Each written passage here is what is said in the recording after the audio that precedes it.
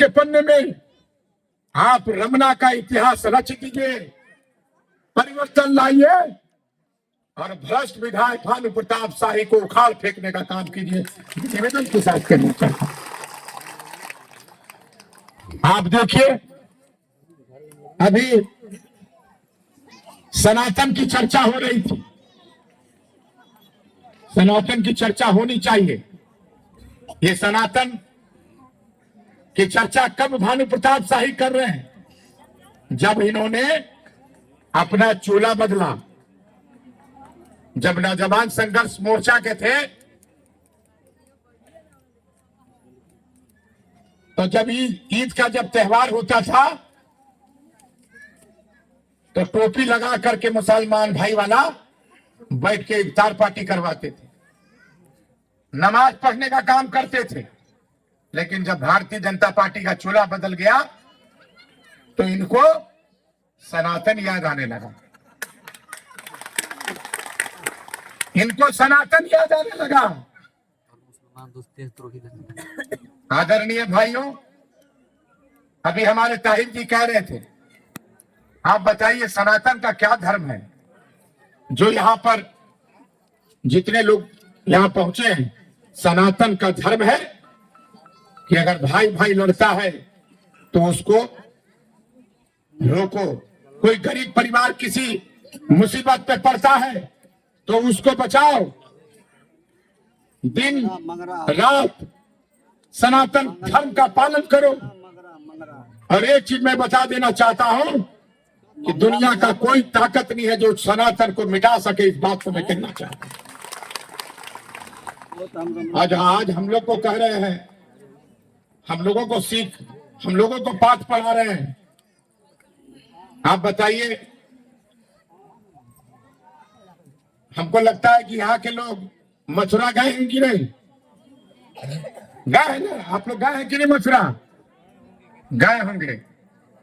मथुरा, वृंदावन और द्वारिकाधीश भगवान का घर है। भगवान कृष्ण का द्वारिकाधीश और मथुरा भगवान का घर है। लेकिन दुनिया में, हिंदुस्तान में तीसरा घर कहां बनाया? तीसरा घर कहां बनाया? बाबा बंशीधर के नगर उटारी में भगवान कृष्ण ने घर बनाया। जिस तरह से मीराबाई भगवान की भक्त थी, उसी तरह से राजमाता शिवमणि देवी जी ने भगवान कृष्ण भगवान के भक्ति में लीन रहती थी। दुनिया में लाखों करोड़ों करोड़ लोग हैं, अरबों लोग हैं। सपना किसको आया? हमारी दादी को आया। मैं उस परिवार का पुत्र हूं कि हमारी दादी को सपना आया और भगवान को, कृष्ण भगवान को यही उत्तर प्रदेश मोहली से हाथी से उठा करके स्थापित किया गया। अब आज ही सनातन की बात करते हैं। भानु प्रताप शाही ऐसा सनातन है जिसके सनातन में 130 करोड़ का दवा घोटाला करने वाला सनातनी है। भानु प्रताप शाही ऐसा सनातन है जो राइफल लेकर के उग्रवादी बन करके पूरे क्षेत्र में घूमने का काम किया। ये उग्रवादी भानु प्रताप शाही सनातनी कहता है अपने आप। ताहिर अंसारी जी ने एक एक बिंदुवार आपको बताने का काम किया। मैं बहुत ज्यादा कुछ नहीं बोलना चाहता हूं। इतना एक बात मैं निश्चित रूप से कहना चाहता हूं कि मेरे स्वर्गीय पिता भैया शंकर प्रताप देव, जिनको प्यार से मानिक बच्चा जी कहा जाता था, जब तक वो राजनीतिक जीवन में रहे, 4-5 बार इस क्षेत्र के विधायक रहे, मंत्री भी रहे, लेकिन राजनीतिक जीवन में अपने दामन में कभी दाग लगने नहीं दिया। और जब तक छोटे राजा जिंदा रहेगा, अपने दामन में दाग कभी नहीं लगने देगा। छोटे राजा जिंदाबाद, जिंदाबाद, जिंदाबाद।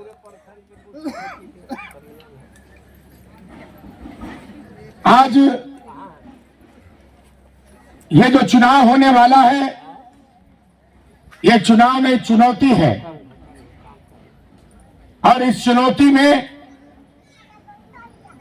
हम आग्रह करेंगे कि आप इस चुनौती को स्वीकार करें और 62 बूथ जो रमना प्रखंड में है उसको चुनौती स्वीकार करके तमाम बूथों को जीतने का काम करें। मैं आग्रह करना चाहता हूं। नहीं तो पता है आपको, हमारी जो सरकार है मैया सम्मान योजना 1,000 जो दे रही है उसको 2,500 रुपया कर दिया। अगर हेमंत सोरेन की सरकार नहीं बनेगी तो ये बंद हो जाएगा। अभी इसके पहले जब 1,000 जब मैया सम्मान योजना लाया गया तो भारतीय जनता पार्टी और भानु प्रताप शाही के पेट में दर्द होने लगा। क्यों दर्द होने लगा? इसलिए दर्द होने लगा कि भारतीय जनता पार्टी सबसे ज्यादा, अगर झारखंड में सरकार राज किया है तो भाजपा ने किया है, लेकिन भाजपा के दिमाग में ये मैया सम्मान योजना नहीं आया। किसके दिमाग में आया? जो गरीब का बेटा है, आदिवासी का बेटा, इस राज का मुख्यमंत्री हेमंत सोरेन के दिमाग में आया और मैया को सम्मान देने के लिए 18 साल से 49 साल की बहु बेटी बहन को 1,000 रुपया देने का काम किया। और कैबिनेट से जो मुख्यमंत्री रहता है वही योजना पास करता है। कैबिनेट से माननीय मुख्यमंत्री जी, अभी अक्टूबर चल रहा है, छठ का समय है, एक किस्त और मिलेगा और जब छठ खत्म हो जाएगा तो जो 5वां किस्त आपका आएगा वो 2,500 रुपया आपको मिलने का काम करेगा। क्या कभी भी इसकी कल्पना भी किया था भानु प्रताप शाही ने? जब इन्होंने देखा कि 1,000 रुपया देने का काम कर रही है ये हेमंत सोरेन की सरकार, तो ये फर्जी फार्म उठाने लगे। उस फार्म को आप देखिए, उस फार्म को कोई अधिकारी नहीं बांट रहा है, कोई सरकारी कर्मचारी नहीं बांट रहा है, कोई कैंप नहीं लग रहा है। उस फार्म को भारतीय जनता पार्टी के कार्यकर्ता घर घर जाके फार्म भरवाने का काम कर रहे हैं। लेकिन उसका जवाब माननीय मुख्यमंत्री ने 2,500 रुपया बढ़ा करके तमाचा मारने का काम किया है यहाँ के भानु प्रताप शाही और भारतीय जनता पार्टी।